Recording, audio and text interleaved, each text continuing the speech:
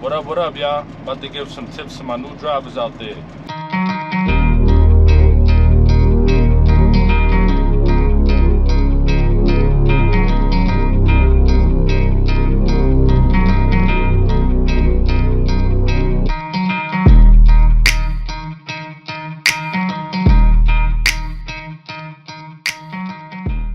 Tip number one, never rush. Never rush to your destination. You get a load, doesn't matter if you get paid by the load, whatever it is, especially the guys that get paid by the hour. Do not rush to get to your load, to your destination on time. You know what I mean? Like, worst case scenario, you get there late, whatever it is.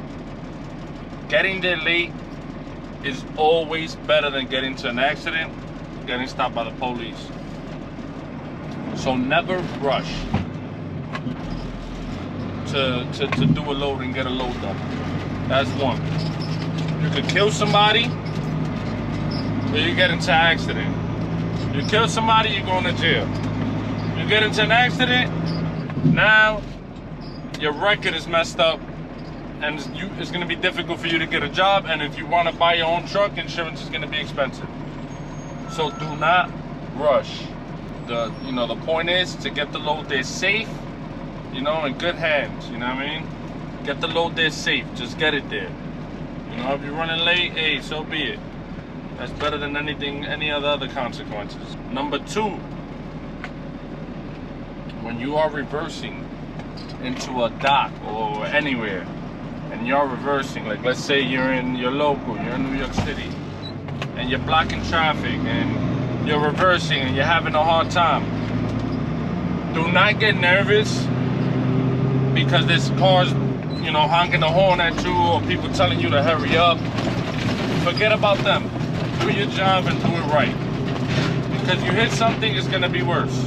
So just take your time, take a deep breath.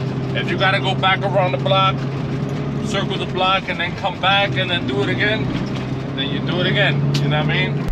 Block everyone out, forget about the horn honking, forget about people telling you to hurry up, they cursing you out, they yelling at you.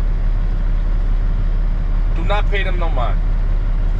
Do your thing, and however long it takes you, that's however long they have to wait. Tip number three,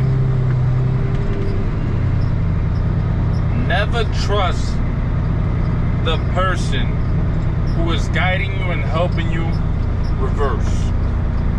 Never trust them 100%. They could give you some guidance, but always remember, they could only see one side most of the time. They can't see what you see. You could be reversing, and you take down a building, and they're still telling you to reverse. Come back, yeah, keep coming, keep coming. Never trust them. If you have that feeling that you gotta get out the truck to see and check, forget about if they're in a rush, whatever it is. Never trust the person that's guiding you 100%. Always use your intuition. Always use what you feel is right. I know you may be a new driver, but you still have to use your mind and your what you've learned and what you're learning. So do not trust the person that is helping you reverse completely. You take something down, and then you're just gonna be like, well, he told me so, he told me to back up. That person's not gonna be in your accident report. You're the one that's gonna get the accident. Tip number four, when you're parallel parking, always get out the truck, just like the road test. Get out the truck and look behind the trailer, because you could pull up somewhere on a block where you're gonna parallel park, and there might be a vehicle behind you, and they're following you, and they don't know you're gonna parallel park, or they just didn't. You might have your hazards on, and they don't realize it, or they don't see your reverse lights. And a lot of trailers don't have reverse lights. There might be a car pulling up behind you, and you might not see it from your mirrors because they're so close behind you. So just get out and check. it's always worth it. It's always worth checking. It's better safe than sorry. Just get out and check. Make sure there's nobody behind you following you too close. Tip number 5. Always check your blind spot mirror before taking off. Whether you're at a red light, whether you're at a parking lot, whatever it is, that mirror on the hood is very important. Especially at red lights. Always check your blind spot mirror. While you're at a red light, somebody could just pull in front of you and you won't even know it. Or you might be sitting in traffic for a long time and forget that there was a car right in front of you, that you just stopped right behind a car. And next thing you know, you take off and then you take the whole car with you. Tip number 6. When you're turning a corner, do not take your eye off that mirror until the trailer clears the corner. I mean, not literally do not take your eyes, because obviously you have to look forward and look at the mirror and look forward and look at the mirror. But do not stop looking at that mirror until you see that the trailer completely cleared the corner. Because sometimes you might be turning and you think, oh, all right, I got it already. You look forward, next thing you know, you just hit a parked car, or you just took a light pole with you. You know what I mean? So always make sure. Like, for example, I'm turning a corner right now, right? I'm gonna look at my mirror, look forward, look at my mirror. I'm clear, that's it. Now I'm looking straight. So just make sure you're looking at that mirror until you clear the corner. Number 7. Let the maniacs or the reckless drivers, they want to cut you off, let them cut you off. It's not worth it. They're not worth it. I get it. Sometimes we get angry. Sometimes we might have that road rage. But at the end of the day, we're professional drivers. They're not. Some people are ignorant. Some people are just stupid. Don't let it get to you. Whatever it is, just let them pass you. They want to cut you off. Let them cut you off. Not worth it. And with that being said, tip number 8: always keep your cool. Remain calm. You know what I mean? Don't let road rage get you. Just remain calm.